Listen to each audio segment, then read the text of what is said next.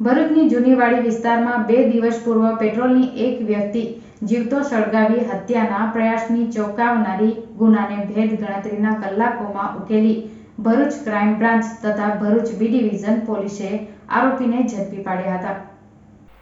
2 દિવસ પૂર્વ ભરૂચની જૂનીવાડી વસંત મિલની ચાલમાં રહેતો કિશન વસાવા ઘરે સૂતો હતો તે વખતે અજાણ્યા માણસ ઘરના પાછળના ભાગેથી ઘસી આવી મારી નાખવાના ઈરાદે શરીર ઉપર પેટ્રોલ છાંટી આગ લગાવી ભાગી ગયેલા। આ બનાવ સંદર્ભ ભરૂચ શહેર બી ડિવિઝન પોલીસ સ્ટેશન હત્યાની કોશિશની સંલગ્ન કલમ હેઠળ ગુનો રજીસ્ટર કરવામાં આવેલા। આ અંગે police inspector crime local crime branch સ્થાનિક પોલીસ સ્ટેશનના ઇન્ચાર્જને ગુનો શોધી કાઢવા પોતપોતાની ટીમો સાથે તાત્કાલિક ગુનાવાળી જગ્યાએ વિઝિટ કરી માહિતી મેળવી ગુનો શોધી કાઢવા અલગ અલગ ટીમ બનાવી સીસીટીવી ફૂટેજ અને ટેકનિકલ સર્વેલન્સ તેમજ હ્યુમન ઇન્ટેલિજન્સની આરોપીનું પગેરું મેળવવા સઘન પ્રયત્નો હાથ ધરવામાં આવેલા હતા। આ દરમિયાન એલસીબી તથા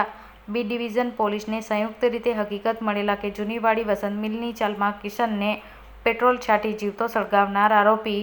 ભરૂચ નેશનલ હાઈવે ઉપર છે, જેના આધારે તાત્કાલિક ટીમ રવાના કરી આરોપી દિલીપ રમેશભાઈ ઉર્ફ રામજીભાઈ સોલંકી રહેવાસી રાજપાર્ક ગુલાબનગર જામનગરને ઝડપી પાડી પૂછપરછ હાથ ધરાતા આરોપીએ ગુનાની કબૂલાત કરી હતી તેમજ પોતે લગ્ન માટે છોકરી જોવા અગાઉ ભરૂચ આવેલા ત્યારે